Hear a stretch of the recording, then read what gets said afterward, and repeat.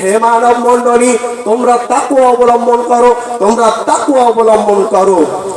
সূরা আল ইমরান সূরা number 3 আয়াত number 103 এ আল্লাহ তাআলা বলেন, ইয়া আইয়ুহাল্লাযীনা আমানু তাকুল্লাহ হাক্কা তুকাতিহ ওয়া লা তামুতুন্না ইল্লা ওয়া আনতুম মুসলিমুন।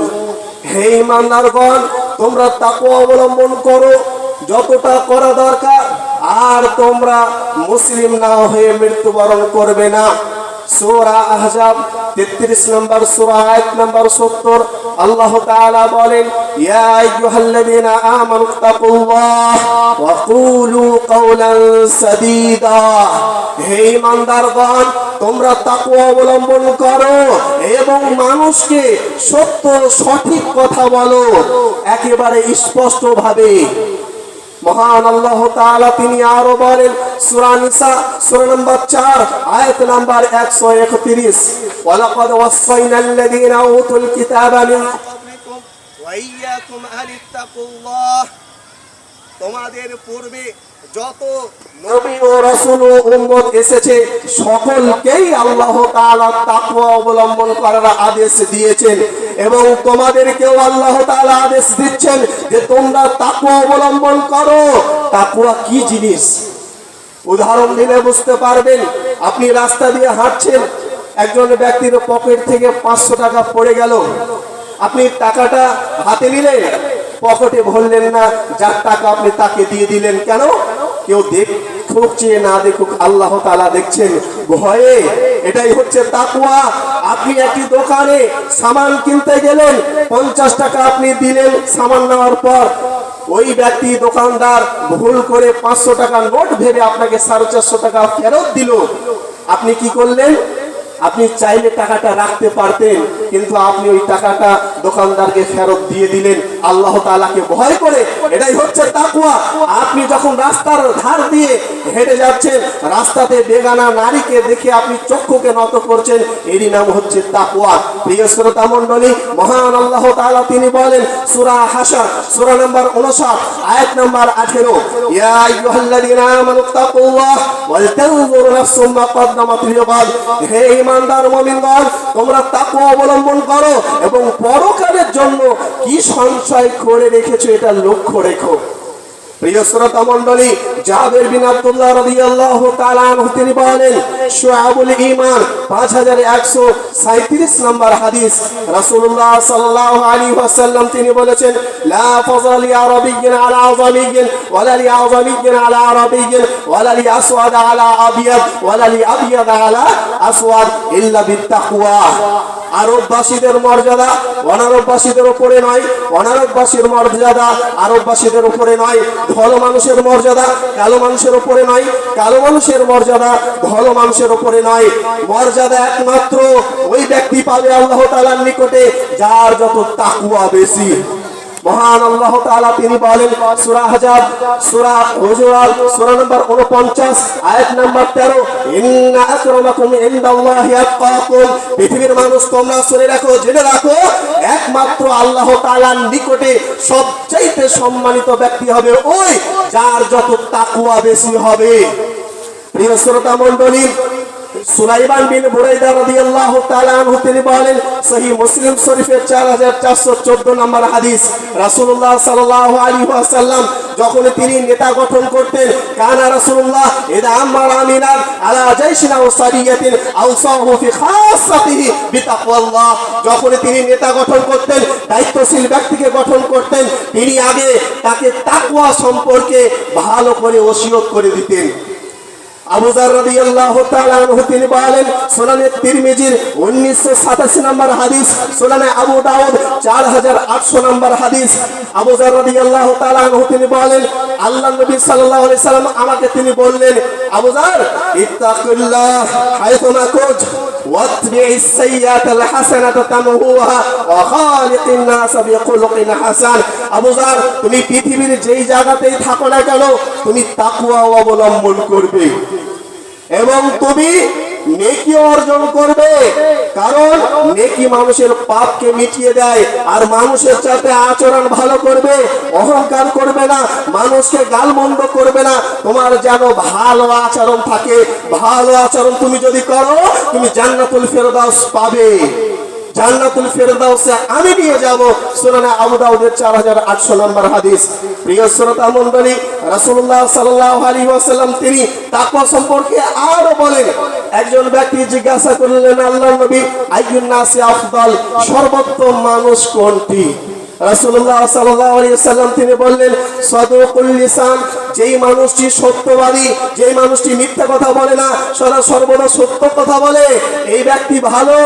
ওই ব্যক্তি কেমন হবে? ইয়াত্তাকিয়ু, সে ব্যক্তি হবে তাকওয়াশীল।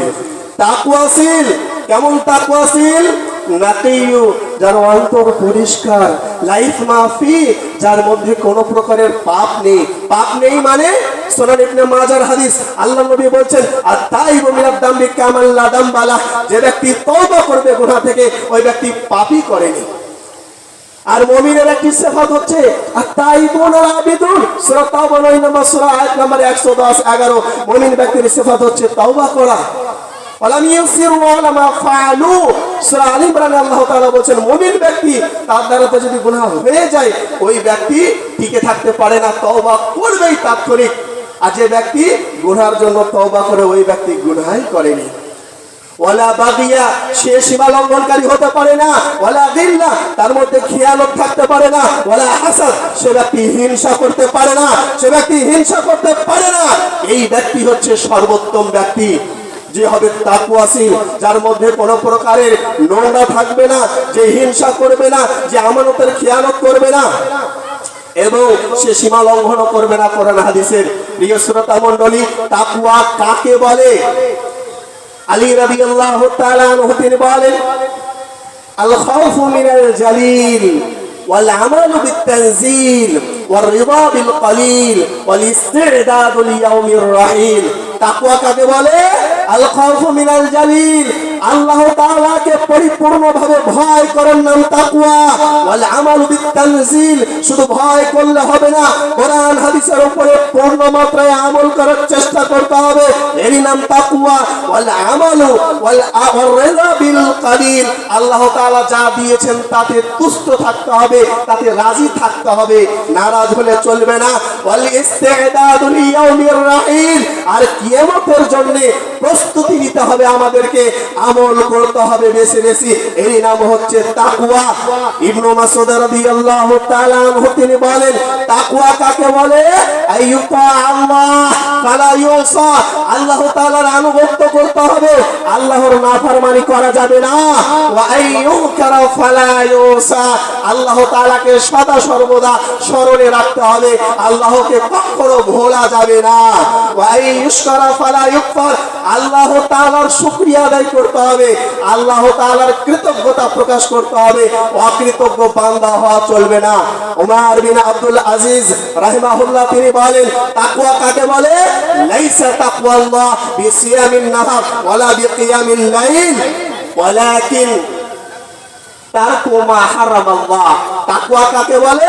নামাজ রোজা রাখার নাম শুধু তাকওয়া নয়, নামাজ রোজা রাখতে হবে, তার সাথে সাথে ছাড়তে হবে তারকু মা হারামাল্লাহ, যা আল্লাহ তাআলা হারাম করেছেন, ওয়া আদাউ মা ইফতারাদাল্লাহু, আর ওই জিনিসটি আদায় করতে হবে, পালন করতে হবে, মান্যতা দিতে হবে, যেটা আল্লাহ তাআলা ফরজ বলে ঘোষণা করেছেন।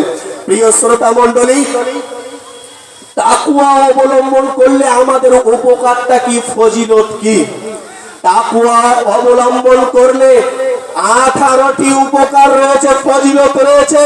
নাম্বার 1, মুসনাদে আহমদ 22054 নম্বর হাদিস, আল্লাহর নবী সাল্লাল্লাহু আলাইহি ওয়াসাল্লাম তিনি বলেন, ইন্না আউলান নাসি বি আল মুত্তাকুন মান কানু ওয়া হাইতু কানু, যারা তাকওয়াশীল ব্যক্তি হবে তারা কিয়ামতের দিন আমার সাথে থাকবে, যারা তাকওয়াশীল ব্যক্তি হবে তারা জান্নাতে আমার সাথে থাকবে। সে যেই দেশের হোক না কেন, পৃথিবীর যেই প্রান্তেই থাকুক না কেন, সে বড় লোক হোক কিংবা ধনী হোক, সে আলেম হোক কিংবা নন আলেম হোক, যদি তাকওয়াশীল ব্যক্তি হয়, ওই ব্যক্তি আমার সাথে থাকবে কিয়ামতের দিন। হাদিসের মান একেবারে নিতান্তই সহি, কোন প্রকারের জাল জোচ্চুরি নাই। 2 নাম্বার হচ্ছে সূরা নাবা 78 নম্বর সূরা আয়াত নম্বর 31।